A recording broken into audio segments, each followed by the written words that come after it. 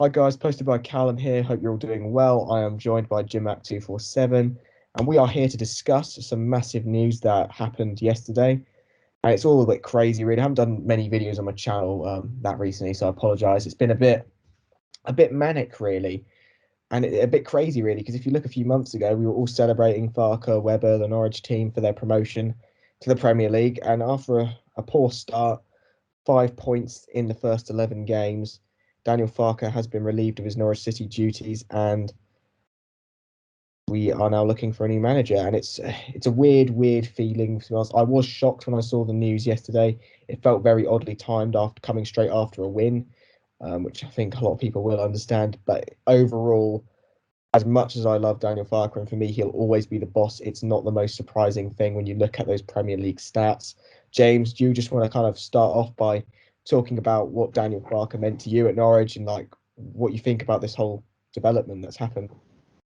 Well, I think it's all a little bit confusing, to be honest. I think for a start, like you said, it was obvious that this was coming. I think they'd have obviously made their decision earlier in the week, and they didn't sack him before yesterday because they wanted to order the team to obviously have the preparation for the game against Brentford, and obviously that paid off in the way that we got the 3 points. But Daniel Farke, gosh, I think to all of us, realistically on paper, you can't not, as a Norwich City fan, love the man in terms of. Don't get me wrong, he's had a couple of like really awful seasons with us. Obviously, his first one was really difficult in terms of we finished 14th in the Championship, which was difficult. But the fact that we went from sitting 14th in the Championship and having a really average season and selling James Maddison to all of a sudden winning the league the next year with the number of like last minute winners and like obviously Bolton and Bolton was one, then Millwall was another, then obviously Nottingham Forest and the 3-3 draw was a big one, and all those three games in particular, we did it time and time again when we got a last minute winner that season, and if um, and then obviously the season after, not well, we got over 90 points that season and won the championship title. Then the season after, we had that fantastic season, and well, it wasn't quite a fantastic season because we finished bottom of the league, but we had a win against Man City, and got relegated again, and straight away won the league again in the championship, the record club amount of points. So I just think, as a manager, the fact that what he's done for us is fantastic in terms of bringing young players through and be able to regularly like build the team up and just get us to the Premier League time and time again is fantastic. And most importantly, he is another manager to tick off on our list as Norwich City managers to never lose to Ipswich. So I think that just adds to the special part of him, really. Yeah, fantastic points there, and I think that was a really good summary of just kind of his time there. And I like the fact you brought in the Ipswich point. I mean, Mm, that's good. yeah. That's the thing, isn't it? He brought through youth, turned us into like a youth development factory with the people that he was bringing through, like you saw Aarons and Lewis, Omobamidele towards the end of his tenure, all shooting up through the ranks. Ida, as well, and Josh Martin a bit. It's Mm, amazing. And then it wasn't just that he brought through the youth; it was the revival of some of the senior players, like Tim Krul hadn't been getting game time in years. He comes to us, bit of a slow start, but eventually we look at him as safe hands now. Ben Gibson wasn't getting game time at Burnley, just wasn't playing at all. But before that, he was recognised. He comes to us, has a fantastic season last season in the Championship. mm, So I think he clearly has got some real. He's respected from plenty of players at Norwich who's currently there at the moment.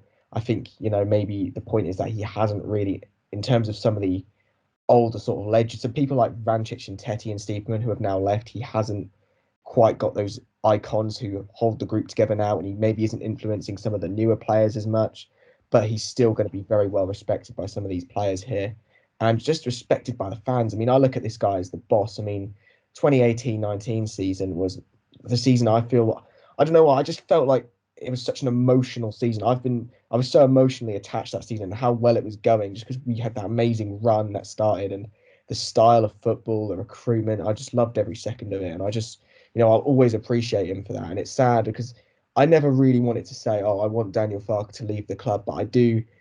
Maybe it is for the best. And Stuart Webber's points on the fact that, you know, I'm not saying Farke's the only one to blame, by the way. I think some of the players in the opening games have to look at themselves for some poor performances. But Stuart Webber's point of finding someone who can set up the team tactically to win some games in the Premier League and retain the status, if we want to do it, we've got her at now. Because otherwise, despite the win yesterday, you've got to say it was looking a bit like we were just kind of strolling towards another relegation, which is not what we want. Yeah, We want to try I and aim think as high as we can. I think in all fairness to Daniel Farke, I feel as though Stuart Webber should take a lot of the stick in terms of how we are doing this season. And to me, that is simply for the fact that Daniel Farke isn't the one in charge of making the signings. And I think now in the 5-year plan that they sold us when they first took over, um, they said, after 5 or so years, we want to be in the Premier League. And now in that 5 years, just to show how good what Farke has done, and to a degree what Webber's done as well, is the fact that they've got us to the Premier League twice.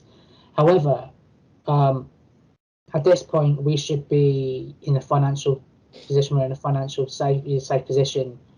And yet, where I feel like Daniel Webber should be taking some stick is he's the one that should be in charge of the signings, and he's the one that came out a couple of weeks ago talking about how players still need to settle in. For example, like a Billy Gilmore, what's it called, Brandon Williams. And if they're not settled in at this point after 10 or so games, then I feel as though that's not necessarily Daniel Farke's fault. It'll be interesting to see if we can sort of utilise Gilmore now, because I've got no doubts that Billy Gilmore's a top player, and I've got no doubts that you fast forward 5 years down the line, Billy Gilmore is going to be a ridiculously top player, in my opinion. Mm-hmm. But I don't think he was helping our team in that.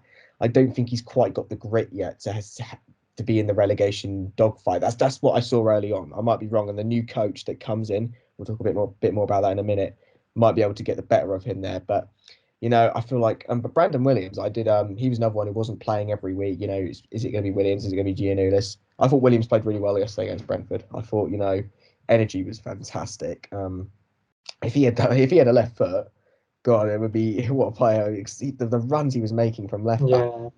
Brentford weren't dealing with him that well. I know that was we also, some would say, we may be a bit lucky because Brentford did have a disallowed goal as well, and the second half we were losing a little bit of organisation, I thought, but anyhow, good to get the first 3 points and a good way for Farke to end. And when he was doing the Olays, and I was thinking at the time when I heard like the Olays, I thought, we're not the best form yet. Is this really the best time? But ultimately, I'm happy he did that because that was the final time with the fans, and he built a special connection with the fans. And I hope the mural, the picture there with the fat cat and canary just doesn't go, because I think that's fantastic for him.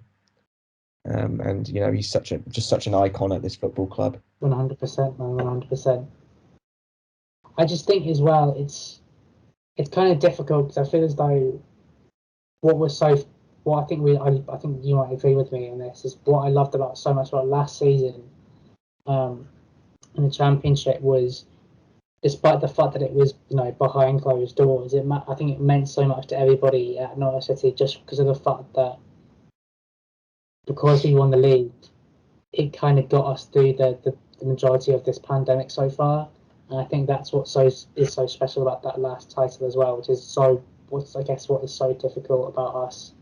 Oh yeah, no longer playing. No doubt. Both Farke's championship title winning seasons, I was so emotionally invested for such different reasons.